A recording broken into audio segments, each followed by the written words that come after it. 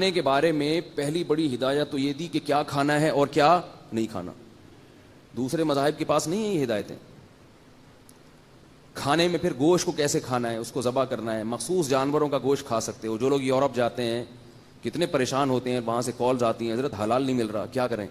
ابھی چائنا میں ہمارے ایک دوست نے مجھے تصویر بھیجی کہ میں چائنا آیا ہوں, حلال کے چکر میں ایک ہوٹل میں گیا ہوں کہ بھائی حلال ملے. کہہ رہے ہیں تو ہوٹلوں سے بدبو اتنی آتی ہے, ہمارا کوئی گندا بھی ہوٹل ہوگا نا تو قریب سے گزرو گے تو کھانے کی بہرحال خوشبو آئے گی, مزہ آ جاتا ہے. نہیں بھی دل چاہتا تو آدمی کہتے ایک چکر تو لگا لو, چاہے گندا ہی ہوٹل ہو. تو وہ کہہ رہے ہیں کہ اتنی بدبو ہوٹلوں میں, اتنی بدبو. کہہ رہے ہیں بالآخر ایک ہوٹل میں گھسا, وہاں لکھا ہوا تھا حلال. تو وہ جو چکن آئی نا حلال, اس کی انہوں نے واٹس ایپ پہ مجھے اسی وقت تصویر بھیجی کہ یہ حلال ہے. وہ پوری مرغی رکھی ہوئی عجیب, دیکھ کے اس کو گھن آ رہی ہے, اس کی سب کچھ صفائی نہیں کی ہوئی, ایسے ہی زندہ ابال کے لا کے رکھ دی, اس پہ لگا ہوا ہے حلال ہے. تو کتنی پریشانی ہوتی ہے مسلمان کو کہیں جا کے کہ بھئی اللہ نے منع کیا ہے وَلَا تَأْكُلُوا مِمَّا لَمْ يُذْكَرِ اسْمُ اللَّهِ عَلَيْهِ, جس جانور پہ اللہ کا نام لے کے ذبح نہ کیا گیا ہو اس جانور کو مت کھاؤ. اور یہ نہیں ہے کہ ریکارڈنگ چلا دی اللہ اکبر کی. اللہ نے کہا ہے جس جانور پر اللہ کا نام لیا گیا تو لینے والا انسان ہوتا ہے, ٹیپ ریکارڈ کا ذبیحہ حلال نہیں ہے. تو کتنا مشکل ہو گیا. لوگ حج پہ جاتے ہیں, وہاں فون کرتے ہیں کہ برازیل سے مرغی آ رہی ہے, مکہ اور مدینہ میں, وہاں پریشان ہو جاتے ہیں کہ اس مرغی کا ہم کیا کریں بھائی. ہم نے بڑی ایڑی چوٹی کا زور لگا لیا, ہمیں خود سمجھ میں نہیں آ رہا کہ یہ سعودیہ کی مرغی کو ہم حلال کہیں حرام کہیں. اب اگر ہم حرام کہتے ہیں تو عجیب ہے کہ مکہ میں بھی مرغی حرام بک رہی ہے.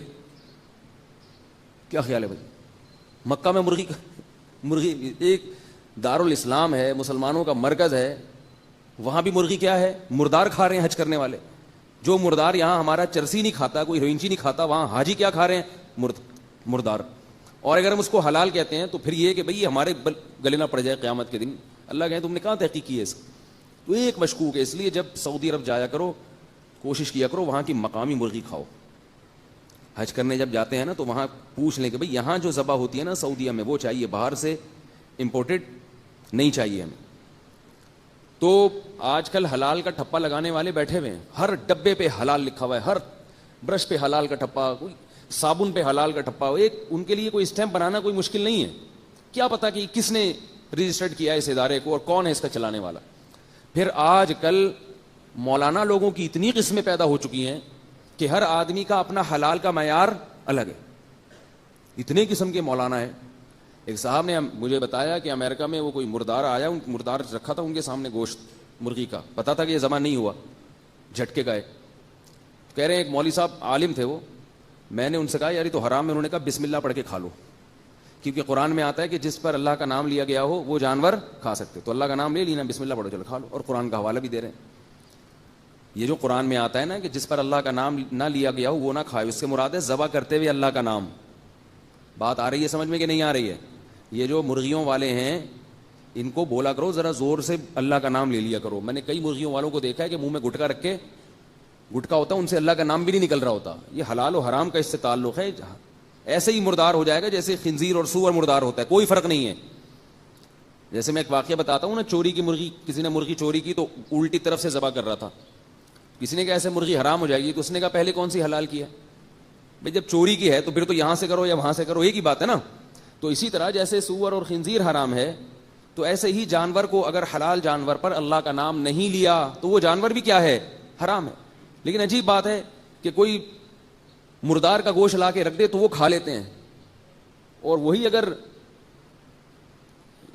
خنزیر کا گوشت, سور کا گوشت لا کے رکھ دیا جائے وہ نہیں کھاتے. تو اللہ کی نظر میں تو برابر ہیں دونوں, اللہ کی نظر میں تو دونوں حرام میں برابر ہیں.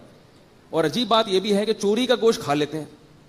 ہمارے یہاں بچپن میں ایک پوری ٹیم تھی نوجوان لڑکوں کی جو مرغی یہاں چوری کرتی تھی اور وہ کھاتی تھی. تو ہم ان سے کہتے تھے اللہ کے بندو یہ تو اپنے پیٹ میں حرام کیوں اتار رہے ہو. تو کتنی سخت پابندیاں لگائیں اسلام نے. کھانے میں پابندی, گوشت کھانے کے بڑے سخت. اب جو باہر ملکوں میں جاتے ہیں وہ پریشان ہوتے ہیں, کہیں سے ان کو حلال ملا, لے کر آئے, گوشت لا کے ہوٹل میں دیا. اب وہ ہوٹل والا جس فرائی پین میں اس کو فرائی کرتا ہے اسی فرائی پین میں سور کا گوشت بھی پکایا جا رہا ہے, کتے کا گوشت بھی پکایا جا رہا ہے.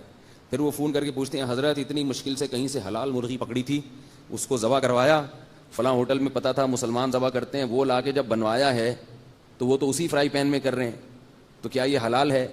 ہم کہتے ہیں حلال بولو نا بھائی, نہیں, وہ تو نجس ہے, پلید ہے.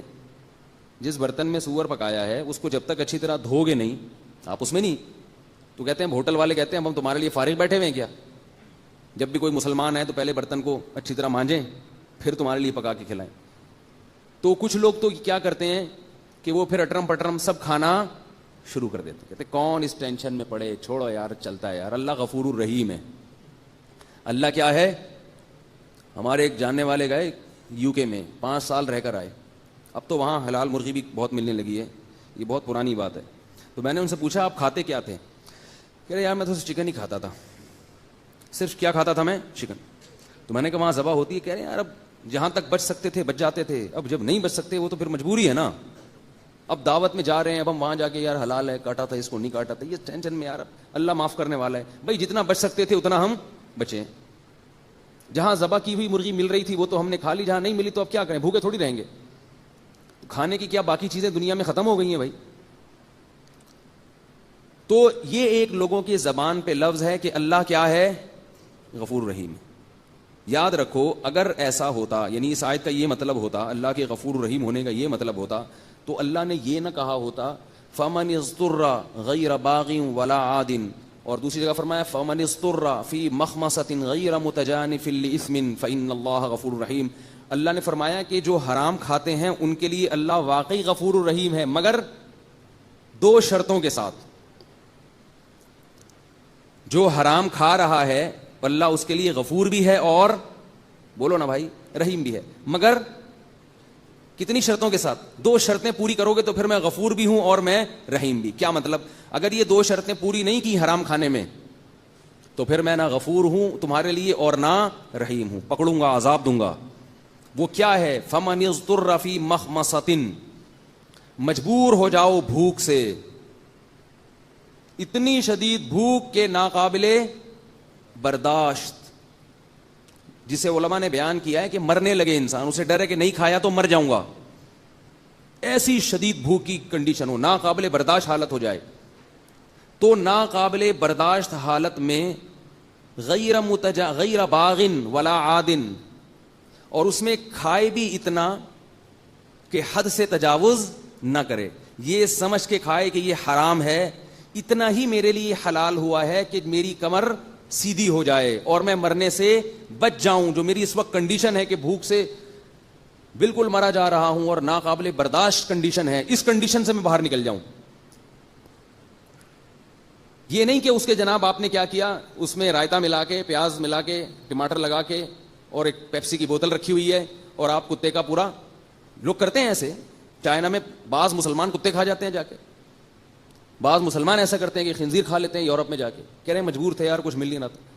تو یہ مجبور تھے کہ آپ نے اس میں جناب پورا تڑکا لگا کے اور تسلی سے اتنی ڈکار لیے, یہاں تک کھایا پیٹ بھر کے, آپ نے بولا واہ بھائی واہ.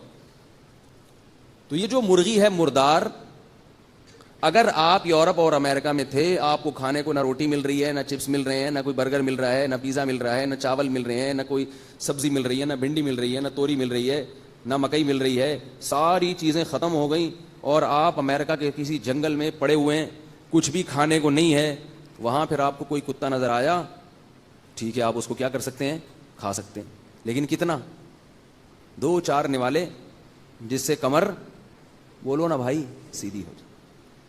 ان 2 شرطوں کے ساتھ اگر آپ حرام کھائیں گے تو اللہ کیا فرماتے ہیں, اللہ غفور اور رحیم ہے, اس پہ تمہیں معاف کر دے گا اور تم پر رحم کرے گا, وہ پھر ایسی صورت میں تمہیں عذاب نہیں دے گا.